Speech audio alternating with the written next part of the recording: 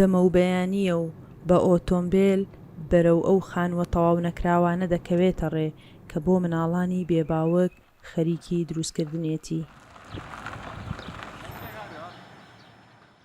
ڕۆحی بەخشین ئەدنانی گەیاندۆتە ئەو باوەڕەی کە نەک هەر مادیەن بیر لە بەخشین بکاتەوە.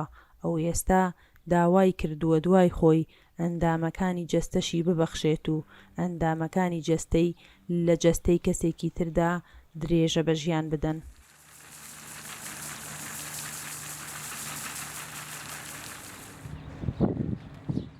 مامۆستا عەدنان یەکێکە لە ئەندامانی ڕێکخراوی بەخشینی ئەندامانی جەستە و هەر لە سەرەتای دروستبوونی ڕێکخراوەکەوە ناوی خۆی تۆمار کردووە لە ڕێکخراوەکە و ئامادەیە ئەندامانی جەستەی خۆی ببەخشێت. ئەم خانووی کە لە پشتمانەوەی لەگەڵ کۆمەڵێک کەس و دۆست و برا خوشتی بەڕێزا دروستی ئەەکەین بۆ ماڵێک کە باوشیان وەفاتی کردووە. ڕۆحی بەخشینەوە لە ئینسانەکات لە ڕووی دەرونیەوە ئارام بێت. وردە وردە ئەمە واد لێ ئەکات ڕۆحی بەخشینت تیا دروست دەکات. بۆ نمونە ئێستا من گەیشتومەتە ئەو قەناعەتەوە ئەو پلەی ئامادەم بەشێک لە ئەندامانی جەستەم ببەخشم. لە ئێستەوە هەست بە خۆشیەکە یەکەم یعنی لەبەر چاومە کاتێک منەمرم بەڵام ڕەنگە 2 کەس 3 کەس 4 کەس لە ڕێی منەوە جارێککە ژیانی پێ بەخشرێتەوە. لە ڕێی ئەندامانی جەستەی منەوە ژیانی بۆ بگەڕێتەوە. ینی نەفسیان زۆر مرتاح بم کە لە ئێستەوە من هەست بە بەو ئارامیاکەم. ئەمە چەند سوودێکیە بۆ نمونەیەکێک لەو سوودانەی کە هەیەی وا لە ئینسانەکەی بازرگانی بە مرۆڤەکانەوە نەکرێت چیتر.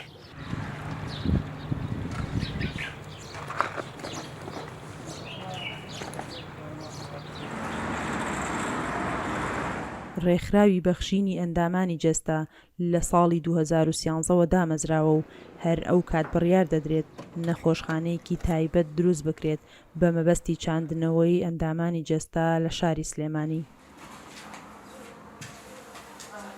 مەرجێکمان هەیە بۆ کەسانی کە دەبنە ئەندام مەرجەکەوەیە کە بەدەل لەو بەڵێننامەی کە خۆی پڕیەکاتەوە بۆی ببێتە ئەندام کە 1230 ئەندامان ئێستا هەیە وەک فەرمی. مەرجەکەی ترمانەوەیە کە فۆرمی دووەم بەڵێننامەی دووەمەوەیە کە کەسوکارەکەی ڕەزامەندن لەسەرەوەی کە ئەم کەسە ئازیزیان بەڵێنەیەک پڕکاتەوە بەوەی کە لە دوای مردنی یان کە لە ژیاندایە یان بە ویستەی کە خۆی هەیەی ئامادەی ئەندامانی جەستەی ببەخشێت. ئەو کاتەی ڕێکخراوەکەی مە دروست بوو بەردی بناغی نەخۆشخانەیەک دانرا لە سلێمانی کە ئەم نەخۆشخانە تایبەت بوو بە چاندنەوەی ئەندامانی جەستە. بەڵام بەداخەوە نەخۆشخانەکەن هەر زەویەکی وشکە وەک چۆن کار و چالاکیەکانی ئەمیان وشک کرد. نەخۆشخانەیەکی وە ئەگە دروست بکرێ حکوومەت هێرێم لە سێ لایەنەوە زۆر ئیستیفادەکە. یەکەم لە ڕووی تەندروستیەوە پێشکەوتنێکی گەورە بەخۆیەوە بینێ لەبەرەوەی چاندنەوەی ئەندامانی جەستە لە هەرێمەکە تا دروستە بێ هەموو عێراق دێتە ئێرە. دووەمین شت ئەوەیە کە داهاتێکی زۆرە گەڕێتەوە بۆ حکوومەت لەبەرەوەی ئێستا بەس لەسەر ئاسی هەرێمی کوردستان مانگانە لە نێوان 200 بۆ 250 میلیۆن دینار تەنها بۆ غەسلی گورچیلە خەرجەکرێت کە پارەکەی حکومەت دەیدا. ئەندامانی ڕێکخراوەکە دەڵێن لە ڕوانگەی هەستکردن بە بەرپرسیارەتی و مرۆڤدۆستیەوە دەیانەوێت ژیانی سەدان هاوڵاتی لە مردن ڕزگار بکەن. دوای ئەوەی کە تۆ لە ژیانە نامێنی ئەتوانن سوود لە جەستەی تۆ وەربگرن ئەو بڕیارەمدا هەرچەندە بڕیارێکی قرس بوو بۆ خۆم ینی لە سەرەتاوە ئاسان توانیم هەزمی بکەم بەڵام تۆزێ بۆ خێزان قورسە ئەوە توانیم خێزانەکەم قەناعەت پێ بکەم و تێیانگەێنم لەوەی کە مرۆڤ کە ئەچێت بڵێن ژیان بەجێڵێ و ئەمرێ لە دوای ئەوە هیچ سوودێکی نابێت جەستەی ئەو بەڵام کاتێک کە تۆ زانی جەستەی تۆ لە دوای مردنی تۆ کەسێک ڕزگارەکە بۆ ئەمەنەکەی. من نەخۆشی تەلاسیمام هەیە لەگەڵەوەیشە کەمبینام لە ڕێکخراوی جەستە بەخشان کە ئەم ڕێکخراوە دامەزرا من زۆر بە خۆشحاڵیەوە لە ساڵی 2013ەوە کە سەرەتای دەستپێکی ڕێکخراوەکە بوو لەو کاتەوە من پێم خۆش بوو کارێکی مرۆڤانە بکەم بۆ کەسێک ئەگەر لە دوای مردنی خۆم کەسێک بتوانم کەسێک ڕزگار بکەم لە مردن.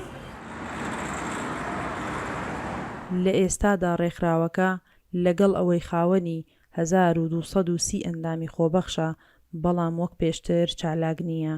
گرفتی سەرەکیش تەواو نەکردنی نەخۆشخانەکەیە کە 9 ساڵە تەنیا بەردی بناغەکەی دانراوە. بەرپرسانیش دەڵێن دروستبوونی قەیرانی دارایی و شەڕی داعش لەو کاتەدا زۆربەی پرۆژەکانی وەستاندووە. سنوورکەری دەنگی ئەمریکا سلێمانی.